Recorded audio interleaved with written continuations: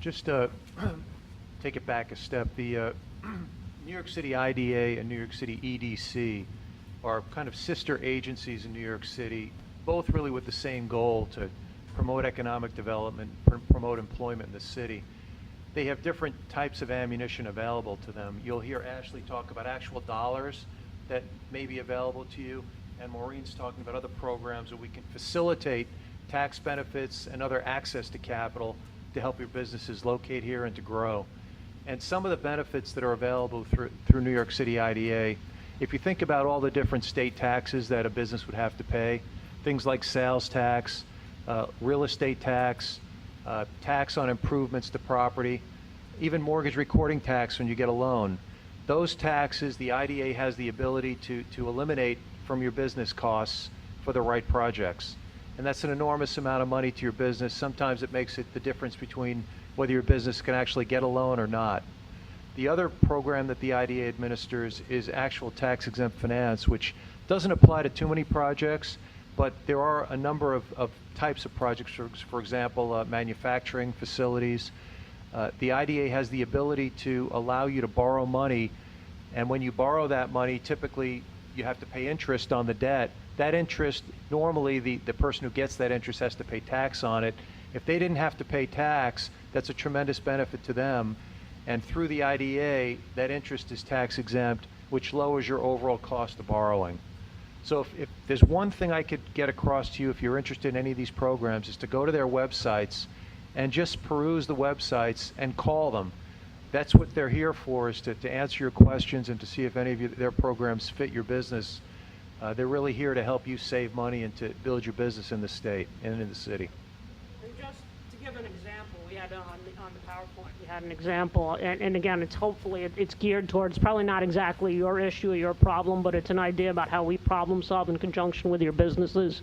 We had a business that we've helped recently called Best Choice Trading. They are a food purveyor, and they had a space, a complete storage warehouse space that they originally set their business up in. It was a good business, solid, but their refrigeration capacity was over in New Jersey. So you can imagine with all of the trips that they had to take back and forth on trucks with the refrigeration while they had their core operations here in New York City.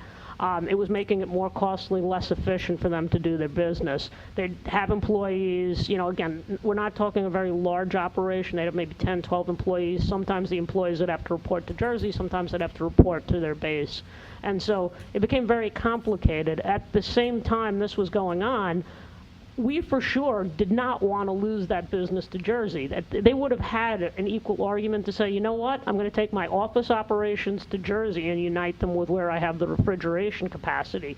Problem solved that side too. Then I just bring this truck, whatever I need to truck, into New York City.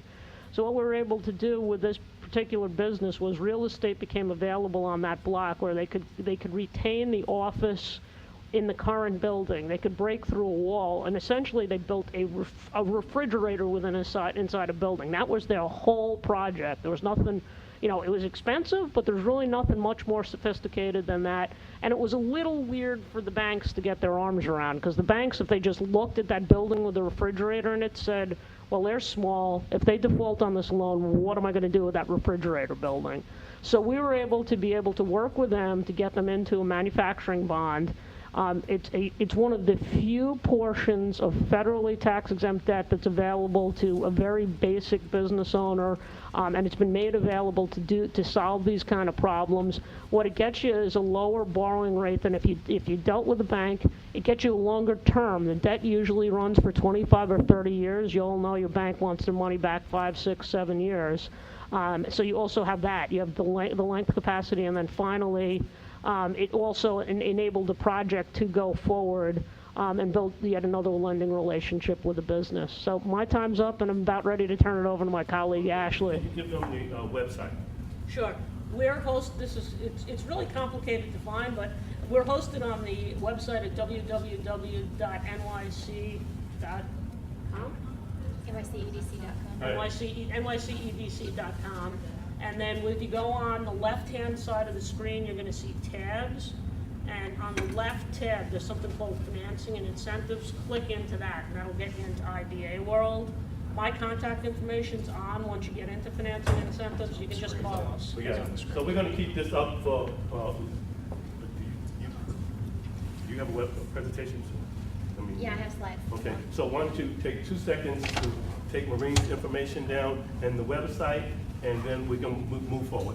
We look really fussy, but like, we literally sit down, the call from one another, we're like 3 desks away from each other, so if you call her, but you need me, or you call me and you need her, we're able to transfer stuff. Don't get too hung up on it, did you call the right person, we'll help you on that too. Okay, and we're gonna stick around for some questions and answers in a few minutes, but we just want to get our last presenter, and